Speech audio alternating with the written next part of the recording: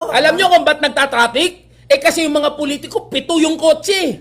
Puta, bawat araw, iba-iba kotse. Coding nga, coding. Kita ninyo? Ay, putang inang yan. Coding. Oh, may nag-comment. Putang ina naman nag-comment, oh. Ala, may nag-comment. Oh, sabi ng... Ang malupit na comment. Ayun, oh, sabi, teka, ang dami niyan. Oy, stop! Ang dami Huwag mo na niyan. kayo mag-comment. Wag na kayo mag-comment. Ayan, oh, sabi ni Macchiato.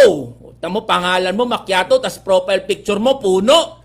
Oh, sabi ni Macchiato, dati pa yung traffic. Oo, dati pa yung traffic. Lagi namang may traffic. Di pa ako buhay, may traffic na eh. Sure ako, di ka pa buhay, may traffic na. Oh, si Macchiato, dati pa daw may traffic. Totoo, may traffic. Pero kaya nga may gobyerno na tinatawag para gumawa yung gobyerno ng paraan maibsan yung traffic. Hindi mabigat. Talaga nga naman to. Eh. Pag, alam mo, baby ka pa lang, may traffic na. Ako, baby pa rin.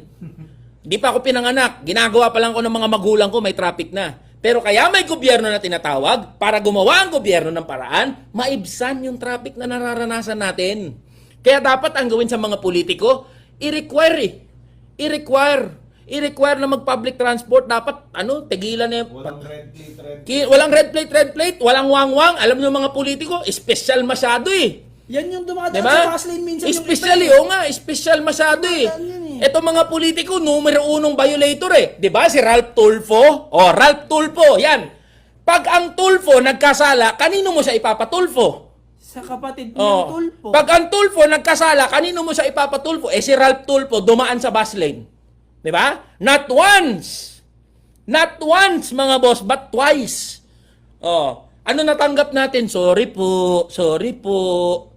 Nagkamali po ako. Bakit kapag politiko pwede sorry? Bakit pag ordinaryong manggagawa, kulong, huli? 30,000 yun. 5,000. Ay, naku 30,000 talaga itong yun. mga na to.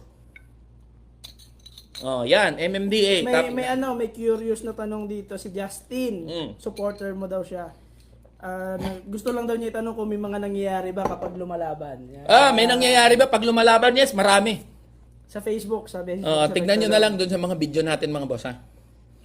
Alam nyo paano mawala ang traffic? Kung gusto nyo mawala talaga traffic, buwagin ang provincial rate.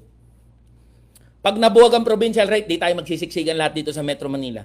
Buwagin na yan, provincial rate. Patay, malalayo sa pamilya. Isa sa rason kung bakit nagkaka-traffic kasi siksikan lahat tayo sa NCR.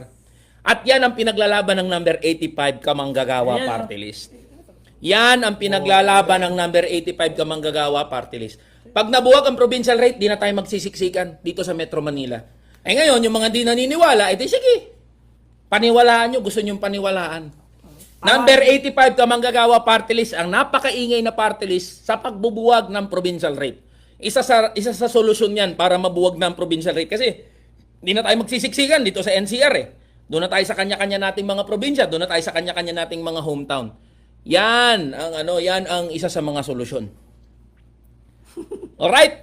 Paki-type nga mga boss, isang pasada tayo, type nyo, number 85 space, mga lugar ninyo. Number 85 space, mga lugar ninyo. Mag-iisang ratsada tayo ng shoutout bago tayo tumungo doon sa ating last topic. Ay, last topic na. Yan.